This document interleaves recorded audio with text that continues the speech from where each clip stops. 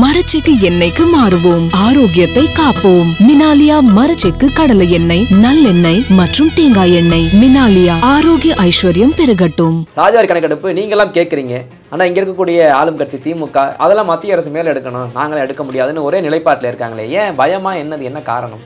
எல்லாம் மேலே இருக்க பார்த்துக்கிற வேண்டாம். நீ எதுக்கு இருக்க கீழே? பொருளாதார விகிதாச்சார அடிப்படையில் நம்ம இடஒதுக்கீடு கேட்குறோம்.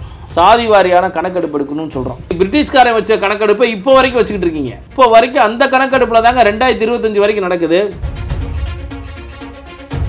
இப்படி எல்லா கமிஷனுமே கொடுத்துமே சாதி வாரியான கணக்கெடுக்க எடுக்க முடியாது, இது என்னால் முடியாதுன்னா 2008 ஒரு ஜியோ இருக்குது. 2008 இருக்க ஜியோன் அடிப்படையில்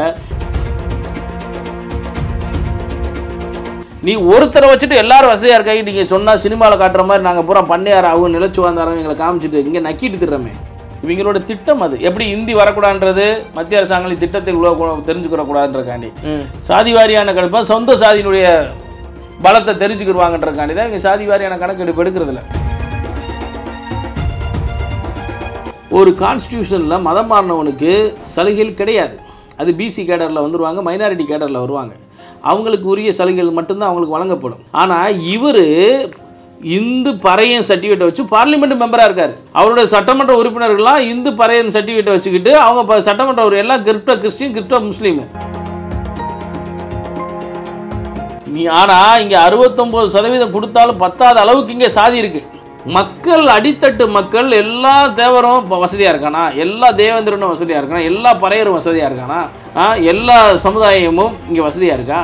பிற மாநிலங்களில் சாத்தியம்னா ஏன் இந்த மாநிலத்தில் சாத்தியம் இல்லைன்னா, நிதிஷ்குமார் 2.5% கீழே இருந்தார். இவரெல்லாம் 1% கீழே தான் இவர் சாதி இருக்குது. அது முதல்வரின் சாதி. அப்போ ஏன் இதை எடுத்து தெரிஞ்சுக்கிட்டாங்கன்னா நம்ம ஆட்சி ஆள முடியாது. எல்லா பயலும் கௌரவத்துக்கு மதத்திலையும் சலுகைக்கு இந்து மதத்தையும் பயன்படுத்துகிறான். இவங்களை கண்டறிஞ்சு பிடிங்கி எரிஞ்சாலுமே நம்ம ஏகப்பட்ட வேக்கன் வந்துடும். நம்ம பிள்ளைகள்லாம் குழந்தைகள்லாம் படிக்க போகிறேன். சட்டமன்றம் என்பது ஜனநாயகத்தின் ஊற்று. அந்த இடத்துல ஸ்டாலின் போய் சொல்கிறாரு எனக்கு அதிகாரம் இல்லைன்றார். இல்லை, இப்போ நீங்கள் நேற்று ஒற்றுமையாக இருந்தாலும் இந்த ஒற்றுமை தொடருமா? வாய்ப்பு இருக்கா? வேற வழி இல்லை, காலத்திற்கு கட்டாயம் ஒற்றுமையாக இணைந்துதான் ஆக வேண்டியிருக்கும். இல்லை விட்டுருவாங்களா அவங்கள ஒற்றுமையாக இருக்கிறது? இந்த மாதிரி பல்வேறு இடைச்சொற்கள், புடுங்கல், செங்கல் உருகிற வேலையெல்லாம் இருக்கும்.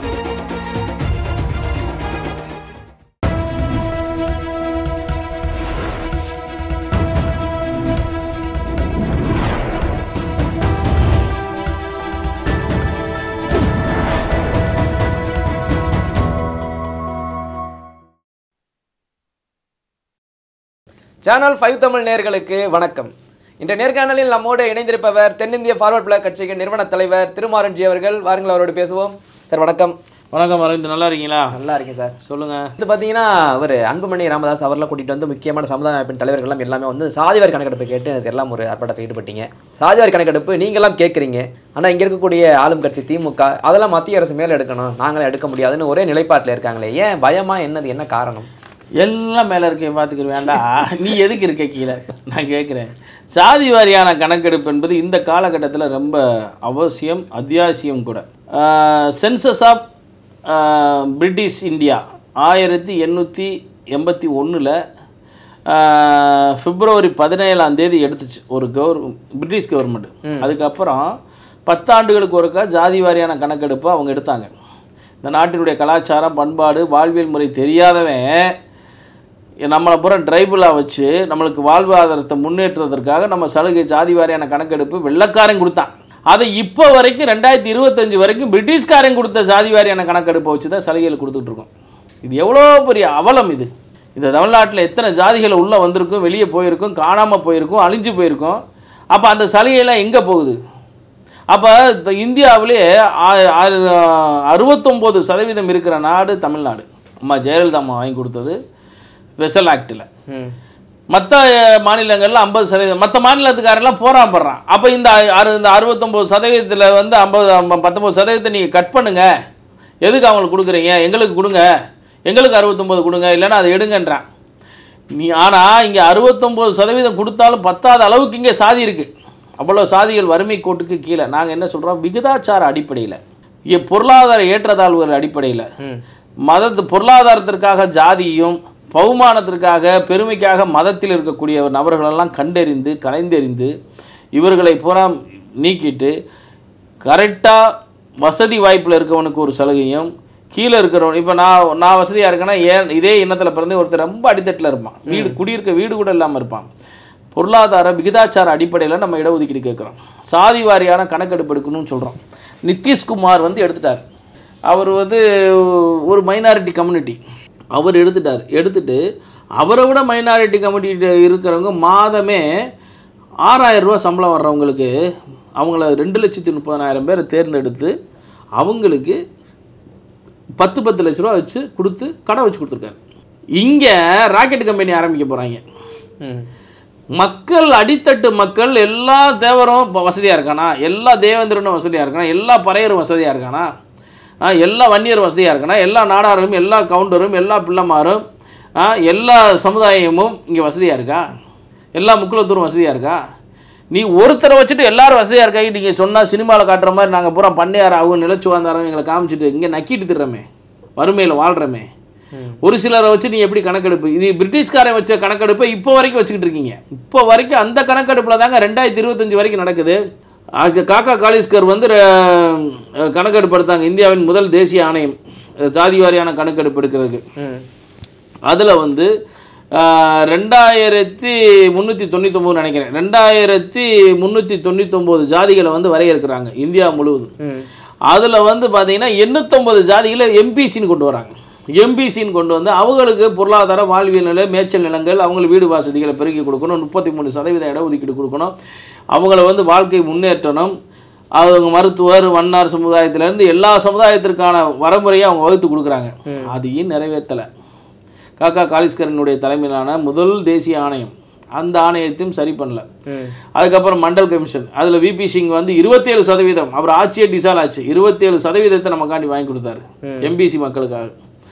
அதுக்கப்புறம் முடிய சட்டநாதன் கமிஷன், சட்டநாதன் கமிஷன்லேயே பெண்களுக்கான வாழ்வுரிமையல், பெண்களுக்கான முன்னேற்றம், கல்வி, பொருளாதார முன்னேற்றம், வீடு வாசல் முன்னேற்றம், மேய்ச்சல் நிலங்கள்லேருந்து நெசவாளர்கள்லேருந்து கட்டட தொழிலாளர் வரைக்கும் முன்னேற்றம்னு சொல்லி சட்டநாதன் கமிஷன் சொல்லிச்சு எம்பிசி மக்களுக்கு.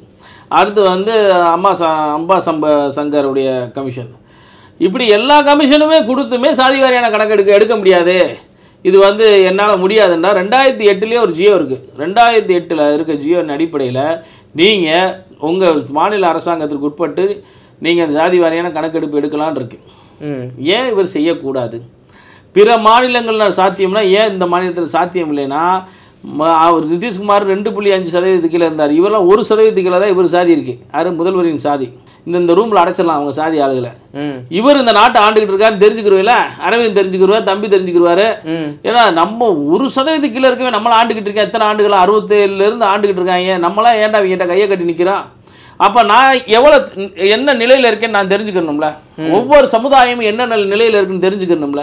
அப்போ ஏன் இதை தெரிஞ்சுக்கிட்டாங்கன்னா நம்ம ஆட்சி ஆள முடியாது. இவங்களோட திட்டம் அது. எப்படி இந்தி வரக்கூடாதுன்றது மத்திய அரசாங்கங்களின் திட்டத்தில் தெரிஞ்சுக்கிறக்கூடாதுன்றக்காண்டி சாதி வாரியான கணக்கு, சொந்த சாதியினுடைய பலத்தை தெரிஞ்சுக்கிடுவாங்கன்றக்காண்டி தான் இவங்க சாதி வாரியான கணக்கெடுப்பு எடுக்கிறதில்ல.